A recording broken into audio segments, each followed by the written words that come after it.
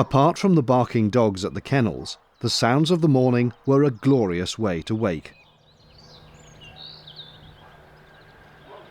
Good morning. I slept very well. It did get down apparently to about -2 overnight. It certainly felt very chilly, and that's why I have now got the heater on, which you can probably hear roaring away in the background. Slept pretty well, except I seem to have come down with a head cold. My nose is dribbling in an unpleasant manner that I won't bore you with, and just feel a bit bleh in the head. Not COVID, it's a cold sort of feeling, but that's rather annoying. However, lovely day beckons, and I've got friends to go and meet. And when you're meeting friends, it's polite not to stink, so I went for a shower.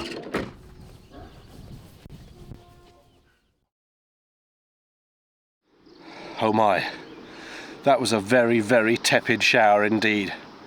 And it's one of those annoying ones where you have to keep pushing the button every 10 seconds, otherwise the water stops. I hate those. I know they want to save water, but every 10 seconds it's quite annoying. And there was no heating in there in the shower block either, so it was a tad chilly all round. However, I am clean, at least. And I've been putting my new shower flip-flops to the test, which were fine. I'm going to have toast for breakfast, and rather than use the Ridge Monkey, I have been sent by a viewer who, to my great shame and embarrassment, I have not made a note of your name. I think we corresponded on Facebook, and I don't have Facebook on my phone, won't have it, and I haven't got your name, so I'm ever so sorry. But the viewer sent me this, which is there we go, let's angle it like that, a kind of toasting rack for camping, and I know there's a lot of varieties of these things out, but apparently this one might work, so we'll give it a go. It's got a grill at the bottom, which spreads the heat out, and then this little air gap, and then the toast sits on top there.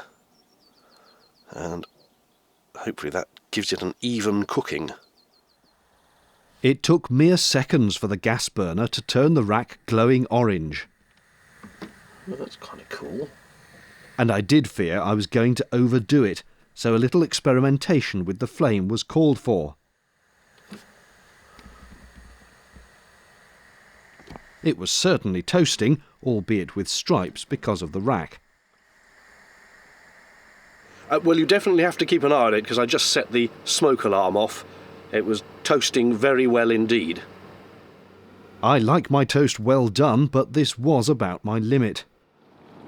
Breakfast over, I drove the 5 minutes into Retford, and after an unexpected height barrier at a car park, managed to find somewhere else to stop. And I went to see my friend Vicky Lee, avid DIYer, campervanner, narrowboat owner, and all-round good egg. We had tea and cake. Returning to the van, I discovered the Chesterfield Canal runs past the end of the car park, so I had a quick peek.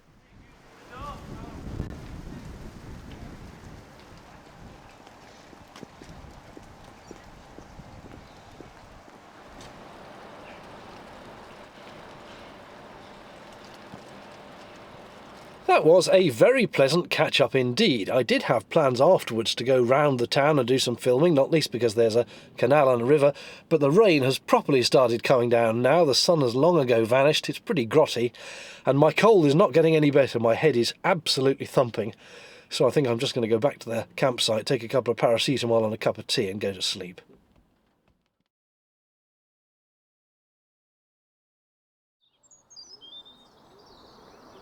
The dogs were quiet on that Sunday morning. All was calm.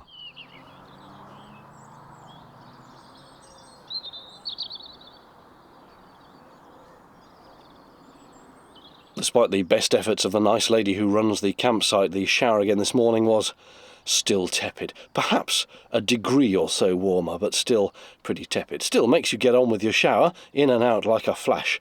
And again, I am at least clean. So, breakfast. Apart from the obligatory cuppa, I had grand plans for this morning's meal. I've recently been watching a fairly new campervan channel called Ads Ventures, possibly AIDS Ventures. I don't know if his name is Adrian or Adam. Doesn't really matter. Anyway, the point is, it's a young lad who goes away in his campervan with these rather lovely young ladies, lucky bugger, and it's a VW Caddy, so it's a very small campervan, so he does a certain amount of stealth camping. And he recently did a video bemoaning the fact that McDonald's have permanently withdrawn the, let me get this right, the breakfast bagel something or other. And so he did a stealth camp around a McDonald's and then a very quiet stealth protest by cooking his own version of the McDonald's bagel breakfast thing. It's basically a bagel with sausage meat, egg and a slice of cheese on it. So he parked up in McDonald's and cooked his own the following morning. So I thought I would take inspiration from that and have a go at doing that myself. Like the master chef that I am, I laid out all the ingredients before I got started. Eggs, cheese, bagel, sausages. Yes, those are veggie sausages. I've never liked the sound of what goes into real ones. Just plain bagels seemed appropriate. And the cheese, as ever, was extra mature cheddar. The pans were ready. Let the incineration begin.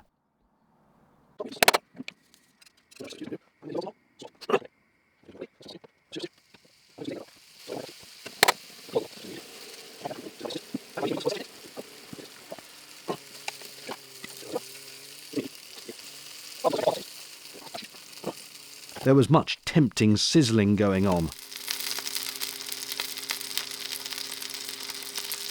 I had to be careful not to burn these, of course.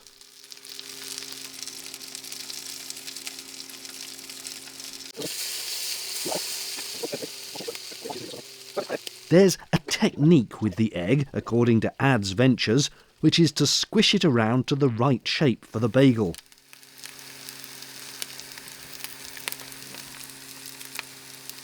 Everything was coming along nicely, and dishing up took place. That's a flipping masterpiece, that is. I ought to have some ketchup somewhere. I have a feeling this may dribble everywhere.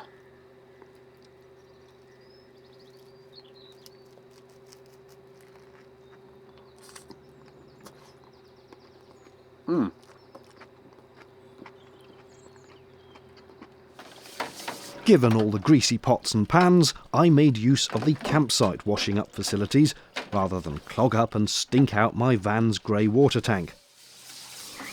With the weather better than the previous afternoon, I went back into Retford for a canal walk, starting with this excellent mural as you approach Town Lock.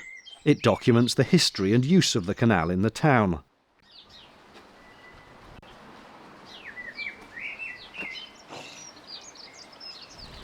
Here I'm at Town Lock, looking back towards where I parked the previous day. Town Lock is one of 59 narrow and 6 wide locks on the 46-mile-long canal. As it runs through Retford, the canal uses a handful of tiny aqueducts to go over land down below, although some of it is just waste ground. There's a very convenient supermarket for boaters who are moored along here.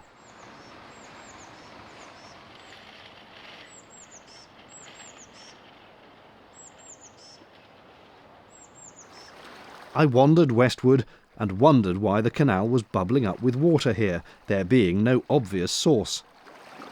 The mystery was to be revealed a few moments later, as you'll see. I tried filming this for your edification, but the shadows rather got in the way. Another mini aqueduct, and look what's below. It's the River Idle, and it's the source of that bubbling earlier. This pumping station appears to be sucking up water from the river and squirting it up to the canal, keeping the levels topped up. Quite why is a mystery, since at the next lock you can clearly see the pound above is overflowing, the excess spewing round the side channel, so the water level should be good anyway.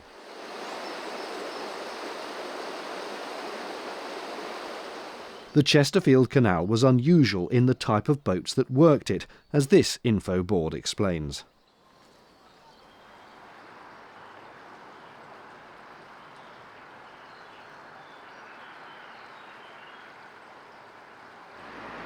Stepping away from the canal is always a thumping shock to the system. Cars, noise, just the dusty, dry bleakness of the tarmac makes me wince. So I was pleased to very quickly find this park just along the road, which promised to be another oasis of peace once I escaped the roar of the traffic.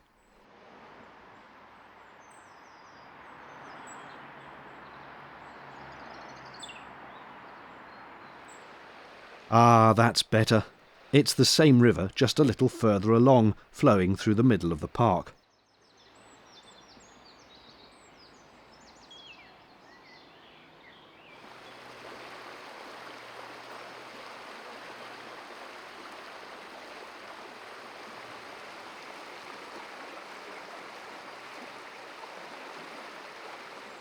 Kudos to whoever manages this park. It was full of nicely tended flowers.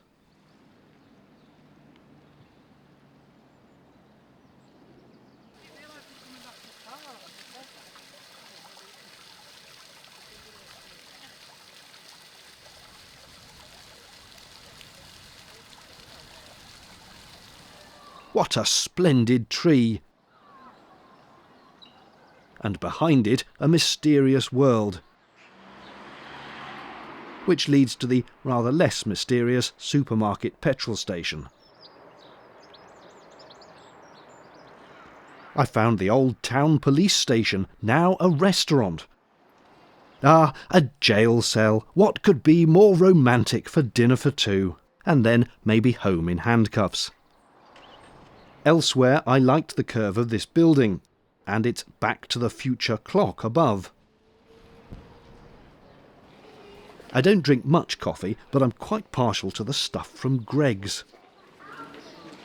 And here endeth my afternoon in Retford. There was heavy rain overnight. I worried that the van might get bogged down. It's only front-wheel drive, and the mud was slippery.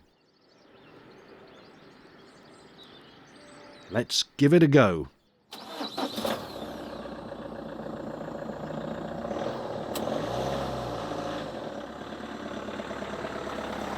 Nah, easy.